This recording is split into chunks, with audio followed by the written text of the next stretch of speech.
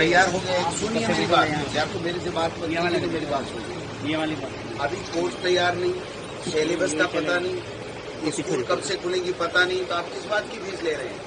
किस बात की फीस ले रहे हैं? धन्यवाद। फीस नहीं ले रहे तो बच्चे सही कर धन्यवाद। ये बात किस बात की फीस? अभी अभी आपने माननीय शिक्षा मंत्री के जवाब आपने सुन लिए। अब हमारे सवाल भी, चंद सवाल आप भी शिक्षा मंत्री जी सुन लीजिए। आपका जो तरीका था जो जवाब देने का, वो एक प्रकार से ठीक वैसे था कि जैसे कि किसी रियासत के आप मालिक हो।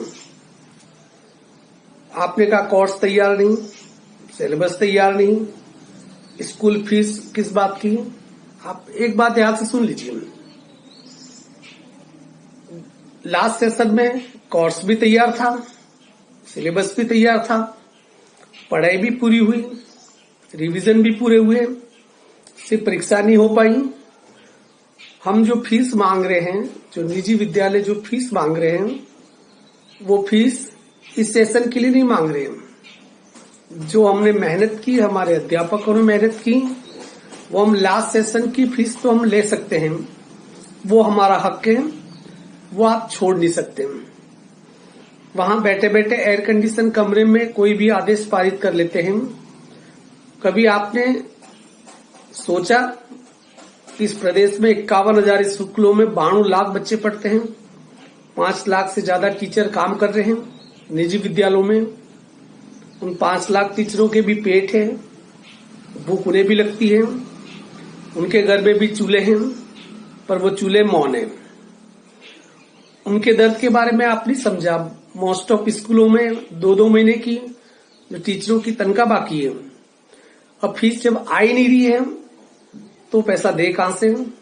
उनके दर्द को समझने की आपने कभी वो जहमत नहीं उठाई। और हम जो मांग रहे, हक मांग रहे, कोई खैरात नहीं मांग रहे।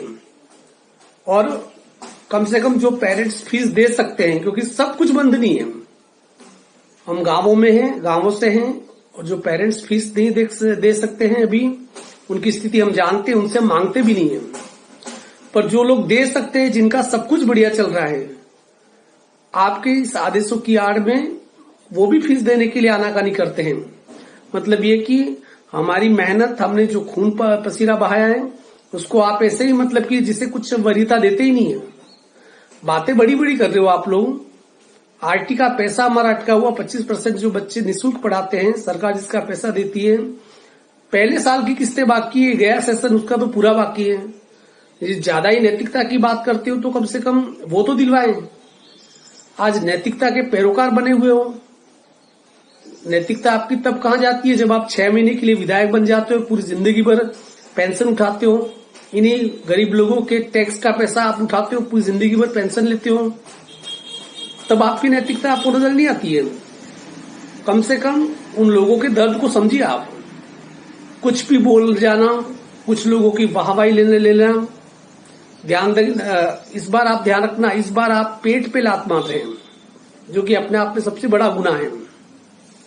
और सीधी बात है कि हम लोग ऐसे भी नहीं, कम से कम इतना कर दो, जो 5-7 लाख जो टीचर निजी विद्यालयों में काम कर रहे हैं, उनको सरकारी स्कूलों में आप निविदा पे लगा दो, ताकि कम से कम उनका रोजगार चलता रहे। क्योंकि हम तो तनख्वाह दे नहीं सकते, आपके आदेश समेत ऐसे है कि हम तनख्वाह दे नहीं सकते, आपकी तरफ से तो कोई मदद मिल भी नहीं सकती है। आप हमारा हक हमें नहीं दे रहे हैं, तो आपसे मदद की तो उम्मीद करना ही बेईमानी है।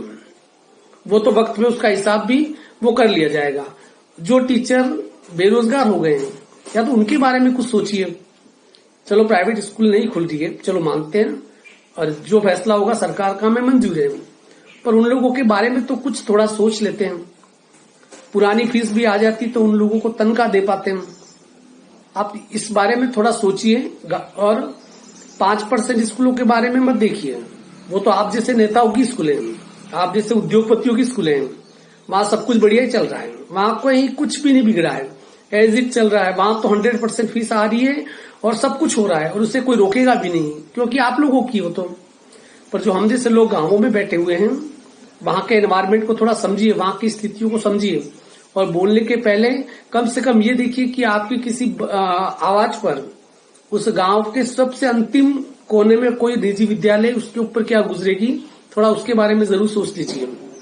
इस बार सबको सद्बुद्धि दें। नेतागिरी करो, अच्छी बात है, पर लोगों की हाय लेकर नेतागिरी करोगे तो शायद कभी भी कोई भी सुखी नहीं हो पाएगा। धन्यवाद।